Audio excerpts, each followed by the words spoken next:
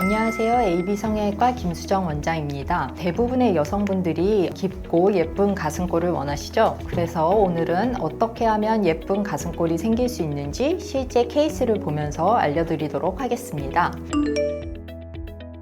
가슴골을 형성하는 기본적인 신체 조건에는 흉곽, 모양, 연조직 두께, 피부 탄력, 기존 가슴 조직의 분포, 가슴 사이의 간격 이런 것들이 있을 수 있는데요. 흉곽 모양에는 새가슴, 평평한 가슴, 좀 오목한 가슴 등이 있을 수 있고 각각의 가슴골의 모양과 느낌이 다르게 나옵니다. 새가슴 같은 경우에는 가슴 양쪽이 좀 바깥을 향하고 있는 그런 경우가 많고 그다음 가슴 가운데의 흉골이 좀 넓게 발달한 경우가 많아서 좀 가슴골 형성에 불리한 경우가 많고 평평한 가슴이 가슴골을 만들기에 좋은 가슴이라고 할 수 있습니다. 그리고 피부 연조직 같은 경우에는 두께가 충분하고 활성 조직이 좀 부드러울수록 깊이감 있는 그런 가슴골을 만들기가 좋은데 보형물이 들어가면 연조직이 자연스러운 느낌으로 이제 보형물을 감싸주기 때문에 그렇습니다. 그리고 기존 가슴 조직의 위치랑 분포 이런 것들도 관련이 있을 수가 있는데 피하 지방과 유선 조직이 좀 가슴 하방 쪽에만 살짝 몰려있는 경우에는 아무래도 가슴 전체적으로 그런 조직들이 분포한 경우보다는 조금 덜 예쁘게 나오겠고 가슴이 좀 바깥쪽에 위치한 경우보다는 손으로 안쪽 가슴 조직을 밀어서 경계를 만들었을 때 가슴살이 이쪽에 이제 많이 있을수록 가슴골 모양도 당연히 쉽게 잡히게 됩니다. 그리고 조직의 탄력도 중요한데 일반적으로 가슴이 똑같이 작더라도 피부 조직이 좀 말랑말랑한 편이 타이트한 가슴보다 가슴 안쪽 라인이 훨씬 더 부드럽게 잡히고 예쁘게 됩니다.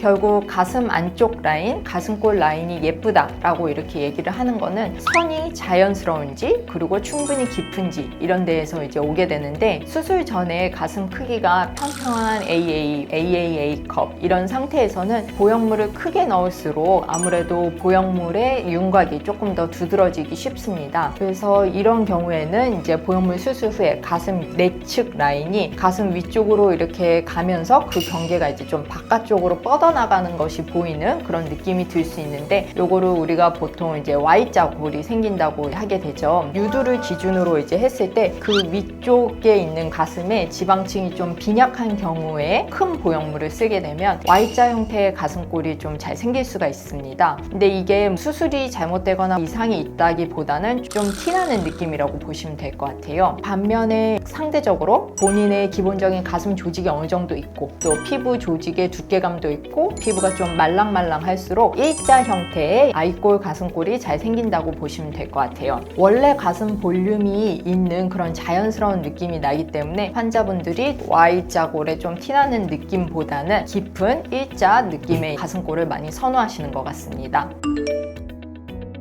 주로 불리한 가슴 모양에서 수술 방법이 좀 더 중요하게 작용을 하게 됩니다. 집도의가 선택할 수 있는 옵션들은 보통 보형물의 종류, 보형물의 볼륨, 아니면 보형물의 이제 지름과 튀어나온 돌출도, 보형물을 넣는 위치, 그리고 내측과 외측의 박리 정도, 지방이식 여부 등이 있을 수 있습니다. 평평하고 완만한 흉곽을 가지고 있으면서 가슴 조직이 어느 정도 있을 때에는 수술하는 의사가 좀 힘 빼고 슬슬 수술해도 가슴골이 예쁘게 나오기 때문에 어려움이 별로 없습니다. 그런데 가슴골이 잘 안 생기거나 생기더라도 깊이감 있게 생기기 좀 어려운 그런 가슴일 때는 어떻게 수술하느냐 하면 내측의 박리 정도를 좀 더 조절을 해서 할 수 있습니다. 이제 내측 박리를 다른 분들보다 좀 더 진행을 해서 근육의 끊는 범위를 조금 더 넓혀주는 건데 원래 선천적으로 복장뼈, 흉골이라고 하는 뼈가 좀 원래 넓은 분들이 있습니다. 그래서 이런 분들 같은 경우에는 흉골력 근육을 이제 일부 끊어서 안쪽으로 쏙쏙쏙 들어간다 하더라도 한계가 있기 때문에 그런 경우에는 차라리 보형물이 들어가는 공간을 근육하가 아닌 근막하를 선택을 하는 게 좀 가슴골을 만들기에 도움이 된다고 할 수 있습니다. 그리고 피부 연조직이 너무 얇고 근육도 얇고 가슴 안쪽에 막 뼈가 바로바로 만져지고 이런 경우에는 이제 수술 후에 살을 조금 더 찌우시는 게 좋기는 하겠지만 그런 것들이 좀 어려운 경우에는 좀 더 부드러운 질감을 위해서 지방 이식을 하는 것이 좀 더 도움이 될 수 있습니다. 그래서 정리를 해보면 신체를 이제 자세히 측정을 하고 또 그에 맞는 정확한 디자인을 하고 적절한 박리를 통해서 그 환자분의 타입에 맞는 그런 최적의 가슴 보형물을 넣고 부족한 경우에는 지방 이식으로 보완을 한다. 이렇게 보시면 되겠습니다.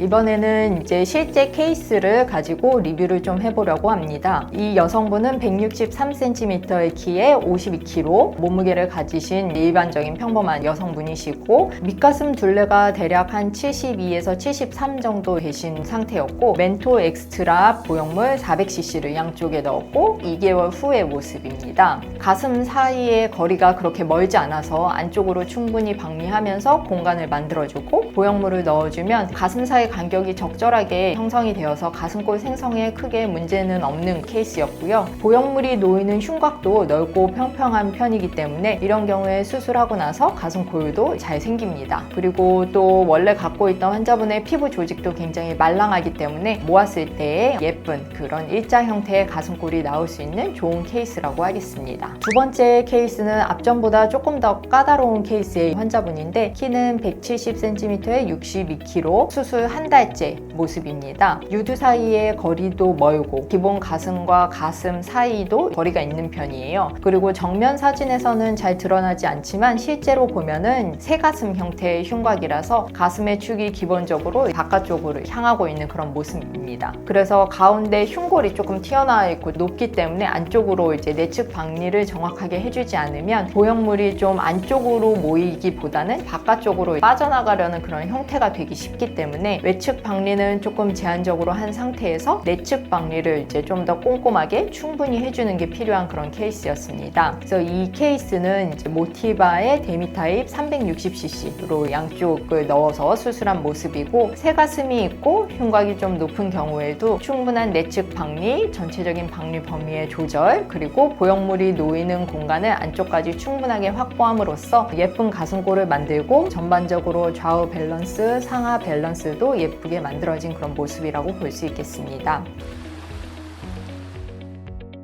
오늘은 예쁜 가슴골을 만드는 방법에 대해서 알아보았습니다. 본인 가슴에 대해서 제대로 된 분석과 이해가 충분하지 않으면 또 다시 수술을 하거나 불만족이 생길 수도 있기 때문에 경험 많은 전문의와 충분한 상담을 하고 난 다음에 수술을 하시는 것을 권장드립니다. 지금까지 AB성형외과 김수정 원장이었습니다. 감사합니다.